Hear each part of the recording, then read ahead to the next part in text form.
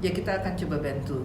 Nah, cuma ISPO itu mandatory, dan kalaupun dia mendapat sertifikat, petani itu nggak dapat insentif apa-apa. Itu perbedaannya dengan RSPO. RSPO selain voluntary atau sukarela, ketika dia dapat sertifikasi, dia bisa menunjukkan raportnya, hey saya dapat raport nih gitu ya. Ada buyer atau pembeli atau siapapun yang bisa, oh saya mau bantu tuh petani, dia udah naik kelas, sudah mempraktekkan prinsip dan kriteria RSPO, maka ada pihak yang mau memberikan insentif gitu. Itu bedanya antara ISPO dengan RSPO.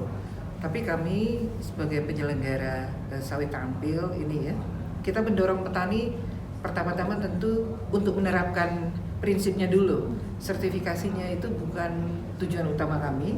Kalau mereka bilang mereka ingin dapat sertifikasi, kita akan dorong dan kita akan coba fasilitasi.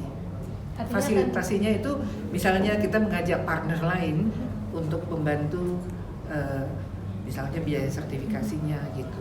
Artinya akan ada double audit lagi ya Bu untuk sertifikasi ISPO? Sebenarnya sekarang lembaga-lembaga auditor itu bisa melakukan sekaligus karena banyak prinsipnya itu yang tidak terlalu jauh berbeda. Jadi untuk menghemat dana atau biaya, biasa sekarang ada lembaga yang bisa melakukan sekaligus audit ISPO dan RSPO. Ya. Kalau yang sudah yang sudah dapat RSPO, apakah mereka juga ada sounding nggak mau atau terus saya mau ISPO juga dong atau gimana? Sudah ada, karena di daerah-daerah pemerintah juga kan bilang jangan lupa ISPO gitu ya. Itu selalu ada. Tapi itu tadi karena biaya sertifikasi itu kan tadi saya pernah cerita 5 tahun ya. Tiap tahun mereka harus audit. Audit itu mahal, tergantung hektarannya, tergantung jumlah petaninya. Tapi rata-rata sekitar 150-an juta ke atas. Bisa dibilang ya, 100-an juta ke atas lah ya. Sampai biaya audit. Nah, jadi kalau ISPO begitu dapat audit, mereka tahun depan harus audit lagi. Kalau nggak ada yang ngasih insentif buat mereka juga bingung untuk bayar audit berikutnya gimana gitu ya. Makanya kadang-kadang petani itu memilih RSPO dulu, baru tahun berikutnya baru ISPO. Untuk harapan dan target yang akan dicapai dari Sinarmasnya sendiri, berapa sih Bu untuk petaninya? Oke. Jadi program Sinarmas itu target kita adalah melatih ya Mbak ya, melatih petani dan membantu petani untuk siap untuk sertifikasi apapun gitu ya.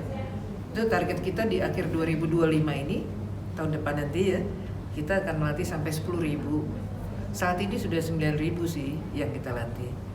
Mudah-mudahan di tahun 2030 kita bisa melatih sampai 50.000. Tidak terjadi peningkatan, dari situ kamu mau lihat. Saat ini kami sedang mendata itu sih Mbak. Jadi belum ada target.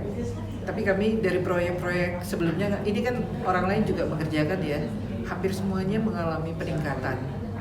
Cuma berapanya masing-masing berbeda ya, tiap daerah itu berbeda.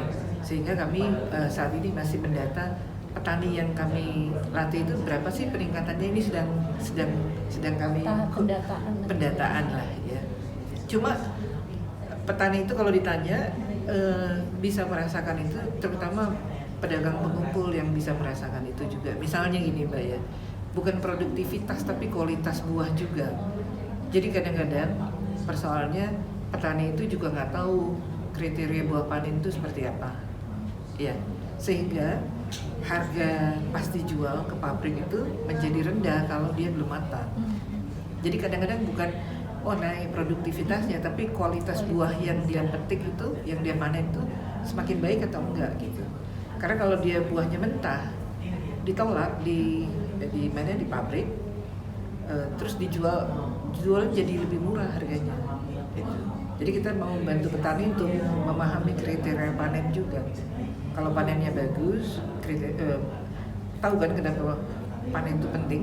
karena yang dicari kan minyaknya mbak. Kalau nggak matang minyaknya nggak ada, nggak bisa diperas, nggak ada minyaknya. Jadi